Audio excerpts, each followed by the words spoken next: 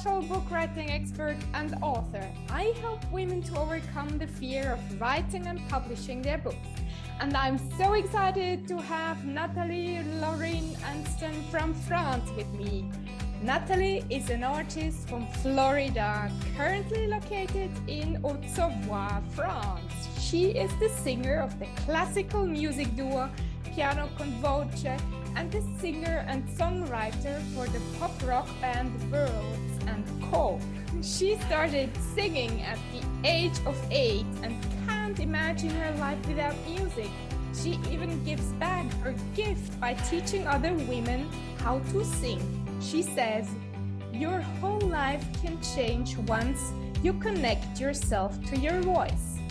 Natalie has faced many challenges in life and taken many risks, only to continue to follow the song in her heart. Welcome to the show, dear Natalie. Thank you so much. I'm so excited to have you. Shall we start with a song or shall we start with questions? I could sing the answers back if you want. What was your first favorite song? Oh wow, that's a good question. Wow, good question. My very first favorite song. Maybe in childhood?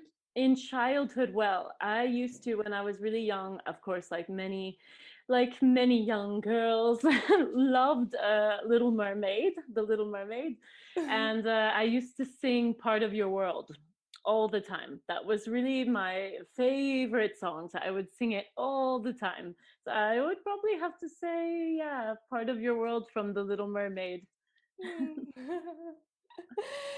And then let's start with the question about the turning moments in your life. What do you want to know? What happened at 8 that you started to think, I'll be the singer, songwriter? I think, when you're young, you oftentimes have in your mind, a dream, or, I mean, not everyone, but for me, I had this big dream that I wanted to be a famous singer, and actually part of it was movie star. So I was dressing up all the time. I was a big fan of Marilyn Monroe and all of this, and my mom used to watch the movies. So yeah,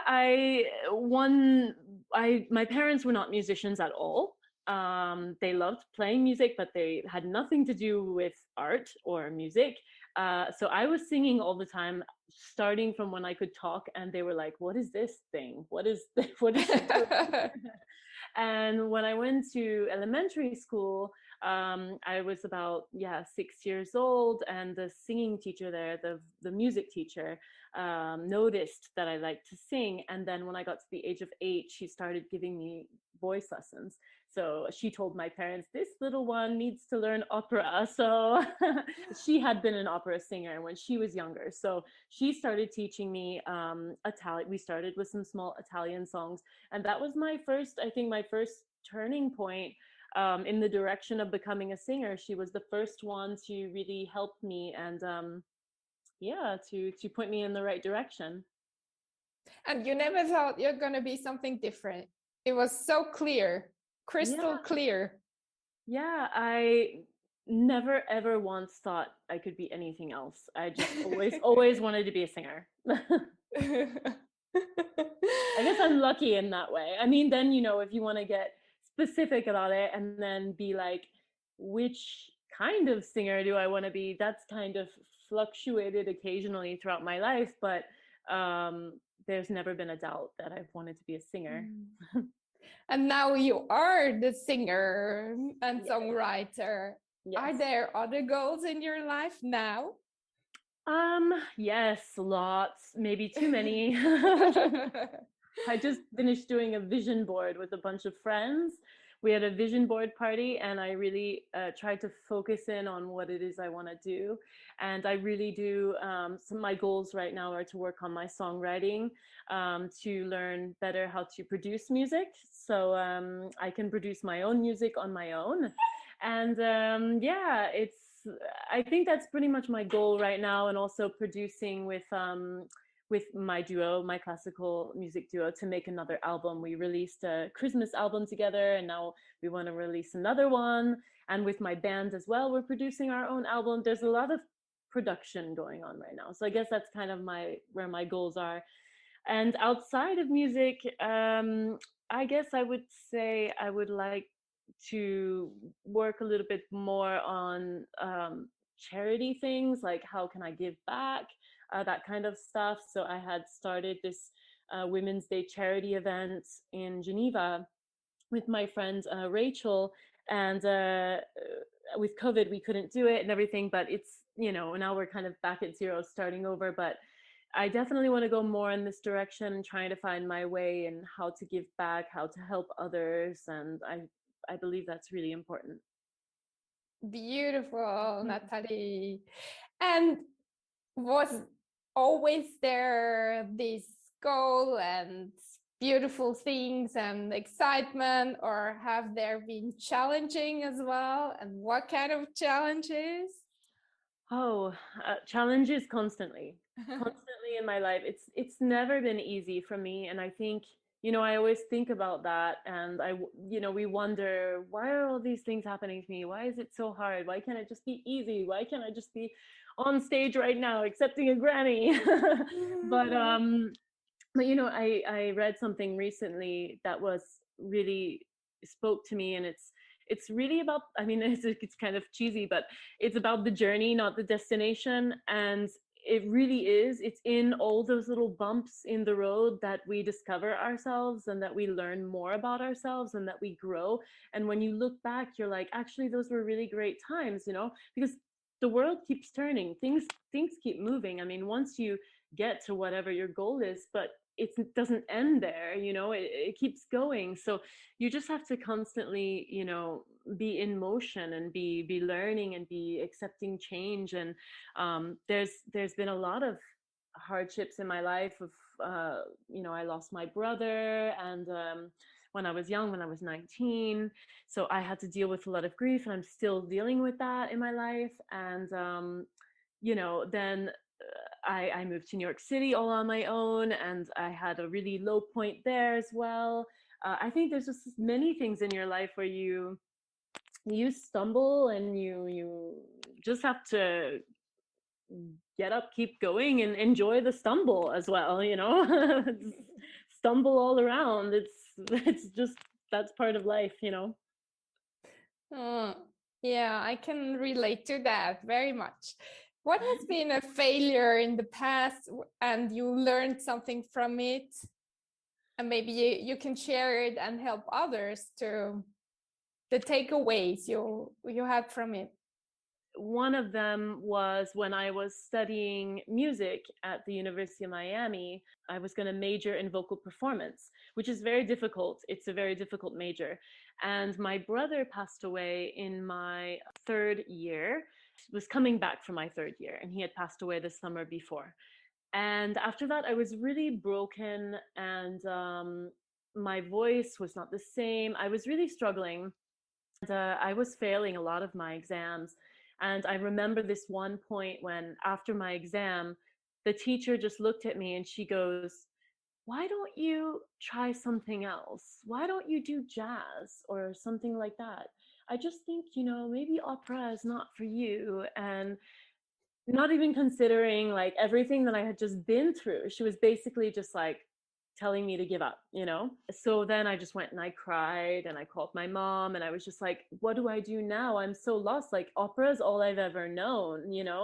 And so after that, I did change my major, but I kept it in music and theater. So I took more theater classes, which ended up being really, really interesting, and I really loved. And then I also had to take some other classes, which were like women's studies and things like this. So this totally broadened my horizons and really kind of molded me into who I am today, actually. So looking back now, I know that being a vocal performance major would not have, been anything, that wouldn't have added anything for me. I think that everything is meant to be, everything happens the way it should. And you just kind of, like I said, you just got to roll with it. And that failure for me was actually just another turning point, you know. I think it happened again later in my life. I was studying again classical music. I had moved from New York to Switzerland, and I was accepted in the conservatory. And I was like, oh, this is great. I'm going back into studying, and you know, I'm going to learn French and all this. And it was so hard because I didn't speak French at all. So I was thrown into the school. Everyone there spoke French. I had to learn French by ear. I had oral exams in French that I had to pass. History of music in French. I had to answer questions. It was so hard. And I would go home oftentimes just crying, and it was very difficult. And at a certain point, I just broke. I was like, I don't want to do this. But I took my time to really think about it before I took the decision to quit. I grew up really in a family that was, and it's maybe it's a very American thing, I don't know, but just like, you don't quit, like quitters never win sort of mentality. And so here I am, like, okay, I can't quit. I need to keep going and like push through. And no, actually, no, it's not. If your heart is telling you this isn't what I want, you need to listen to it. And it was getting to the point, and I think for some people, they let it go so far that they end up getting sick. And I think your body, and it tells you stuff if you listen to it, you know, your heart. People say listen to your heart, but actually it really is a thing. I mean, your intuition, we all sort of have this inner voice that is kind of guiding us and telling us what to do, and we often mute it. And the more you mute it, the more just chaos starts to build around you. And so I was at that point, and I didn't even realize this until later, that was what was happening. I just knew that I was sitting in class once, and I was just like, I don't want to do this anymore. I can feel it in my heart that I just don't want to do this anymore.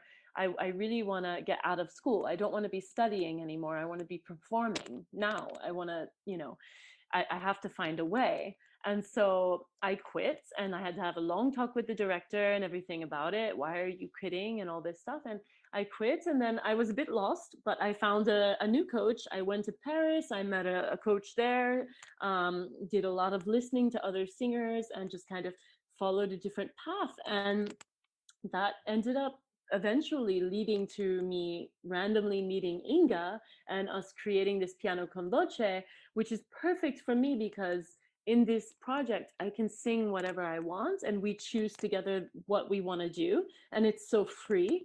And it's not the same path as becoming an opera singer, because if I was going to become an opera singer, you know, you have a specific voice type, and they're like, oh, you can only sing this, this, and this. You're very restricted. And then, you know, you have to listen to your artistic director. You have a composer. You have a conductor. You have all these people telling you what to do, and I'm not very good at that, at people telling me what to do. I just kind of like to do my own thing.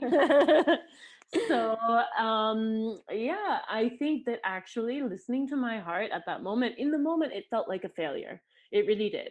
I was like, okay, I was so proud to get into this conservatory, and now I'm leaving it, and I wasn't able to make it all the way through, and I really felt like a failure.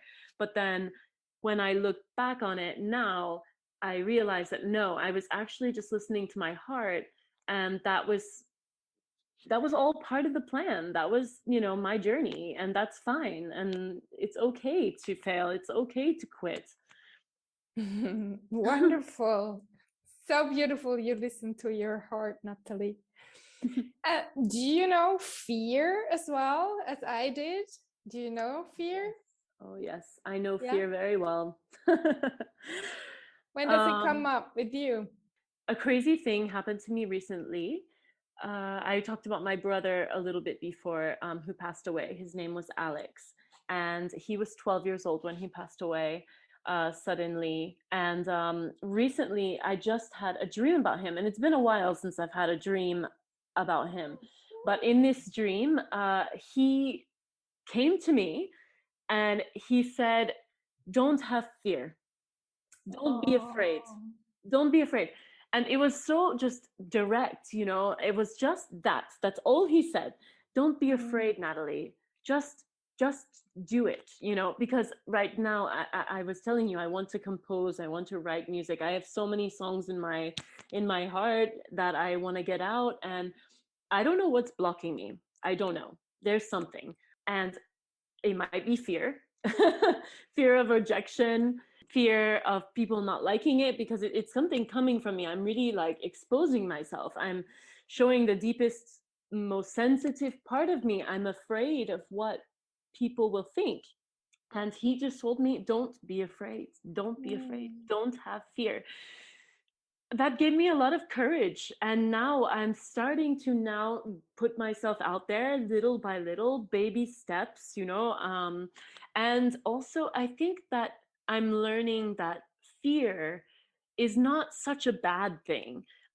We all have fear. We live with fear every day and everywhere we go. My worst fears for my children. I'm constantly in fear with them that, you know, something's going to happen to them.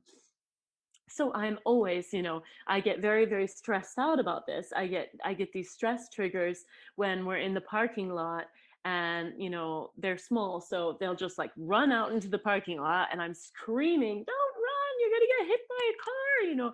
And this is just so much stress for me because there's so much fear there. And I just, you know, have to teach them, don't do that because blah blah blah, and just explain. But we're living with fear every day. And why? There's so many reasons why fear exists. It exists to protect us, to teach us how to protect each other, to protect ourselves, to also learn a lot of things about ourselves.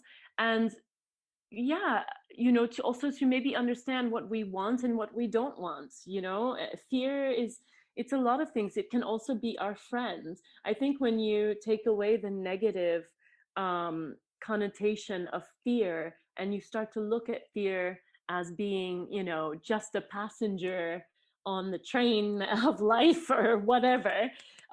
There's this great book, actually, thinking of that image, there's a really, really good book that I read recently called Big Magic, by Elizabeth Gilbert. And she's my just, oh my gosh, my mind blew when I read this book.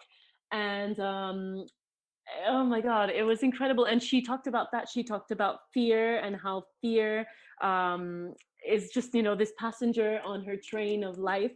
And she said, you know, you can come along, fear, you can come along for the ride, but, you know, you need to be very quiet. I will not be listening to you.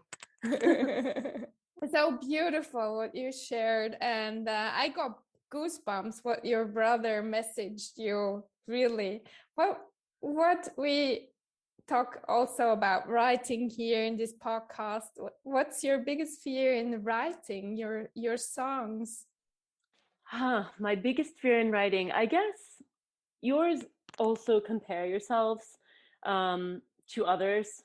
So I would compare myself to other singer-songwriters and be like, well, what I'm writing is maybe a bit cheesy, or does it sound stupid?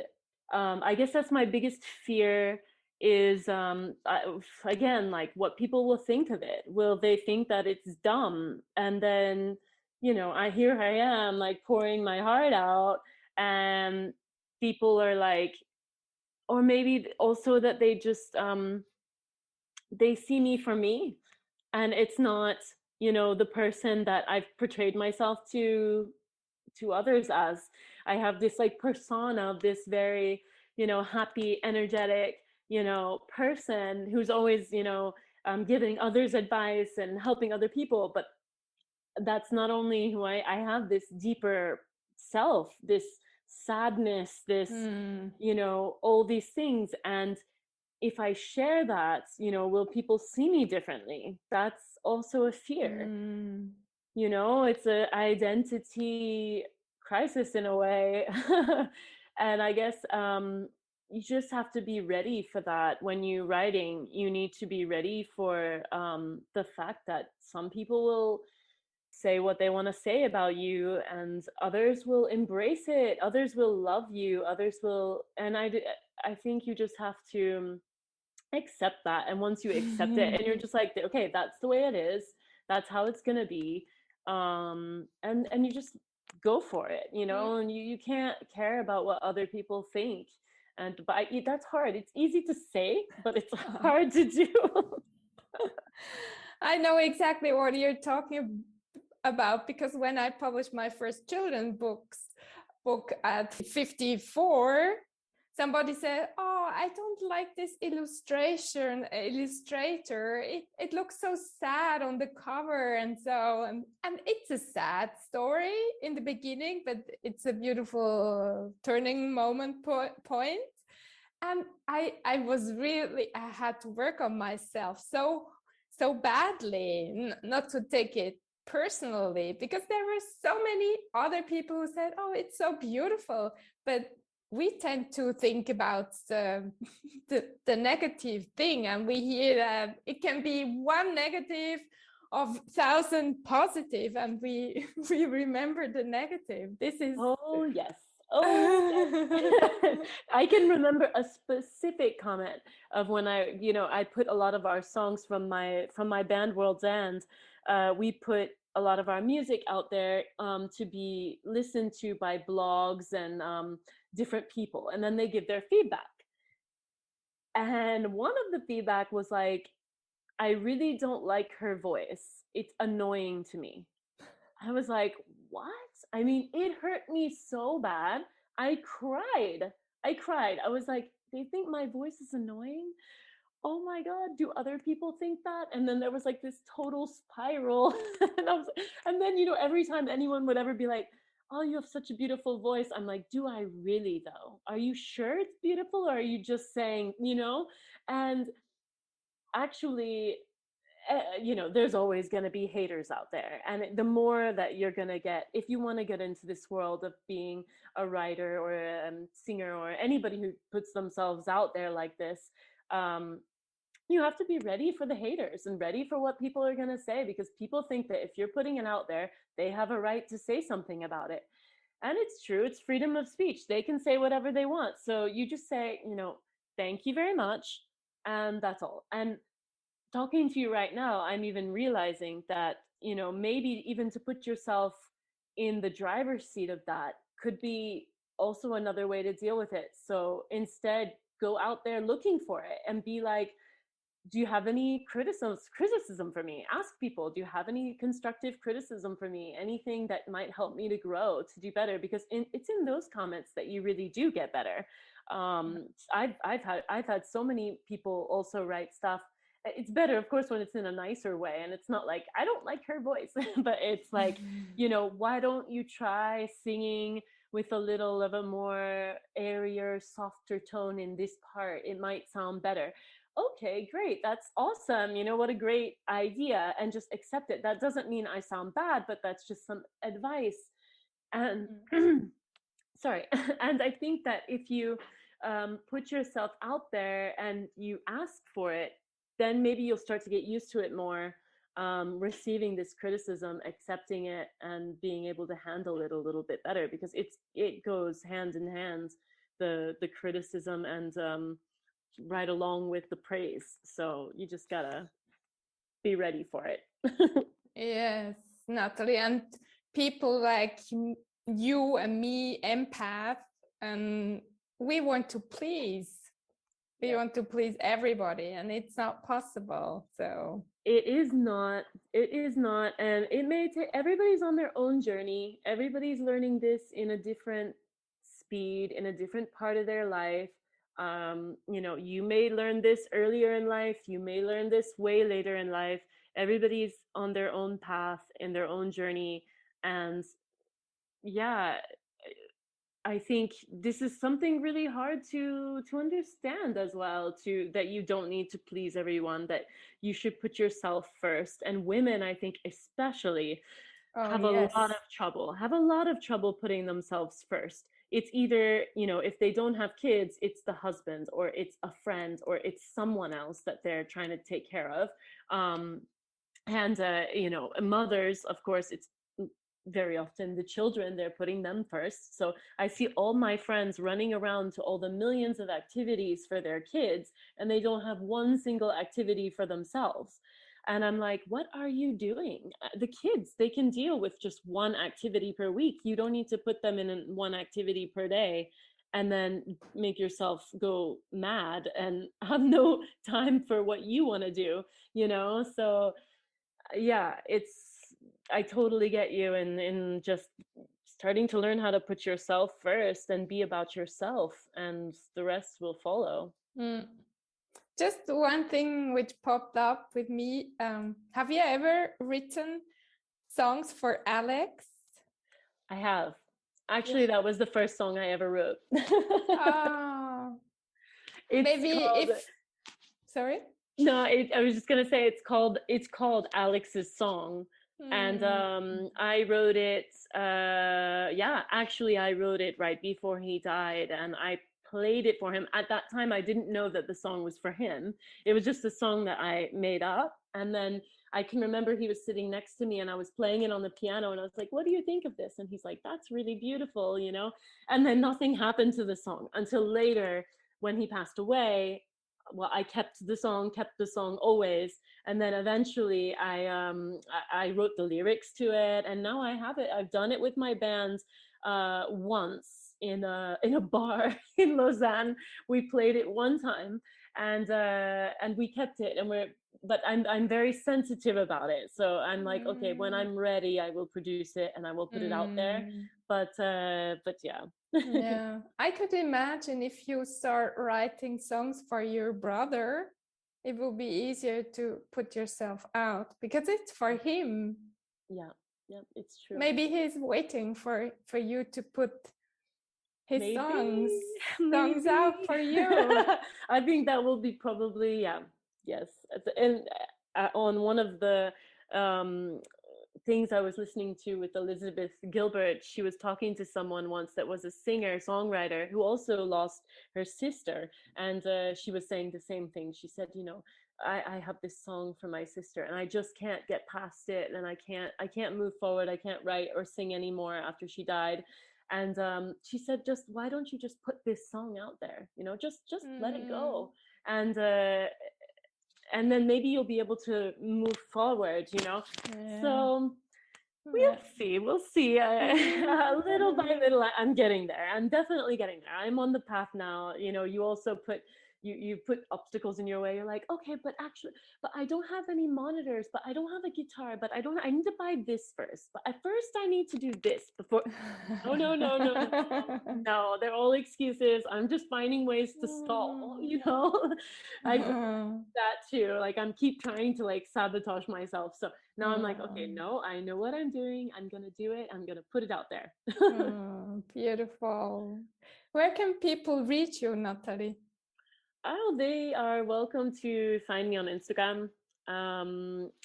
Yeah, I think you're gonna post the link after. They can come find me on Instagram. That's my private Instagram, and through my private Instagram, you can find my projects, PianoConVoce and World's Ends, and listen to our music. We have music on Spotify. Both of those projects have music on Spotify, iTunes, everything. So, and then we'll see. If you follow me, then you might start to see my journey and me starting to do some solo stuff. So putting stuff out there of my, as I talked about, my like deepest, darkest secrets.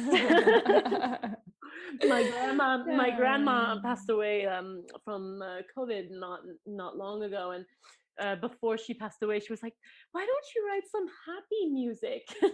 I was like, okay, Grandma, I'll try. I was like, oh, there's a lot of sad, you know, darker stuff in there right now. And maybe if I get that out first, the happy things will start to come through. You know? But yeah. What are the 3 truths you would like to share with our audience for the end? 3 truths? I have this little bar on my desk that my parents bought me, and it says, "What would you do if you knew you would not fail?" And that question stays with me a lot. So I would say that's one of them. Ask yourself a lot of questions. What would you do if you knew you would not fail? If you knew you would, if you, knew you would succeed in this, what would you do? And then start to ask yourself some questions. The second thing is, don't be afraid to quit. If your heart is saying this isn't for me anymore, no matter what it is, if it's a relationship or if it's your job or something, don't be afraid to quit. There is always something else out there for you. So I would say that would be my second thing. And then the third thing, I would just say, have fun. I don't know. I see so many people just complicating life. And there's this young singer. I love listening to podcasts. So I love, especially if they're about musicians, because I learn a lot about things just by listening to other people's journeys. I love that. And I love this podcast that you're doing. It's just so cool because we're learning from each other. And she said, she was in a meeting about her new album or something, and they were talking about all these complicated things and no way they're going to do this. And she was like, guys, listen, do you all realize we're just on a big ball spinning in the universe? We're all on a rock spinning around. It's not a big deal.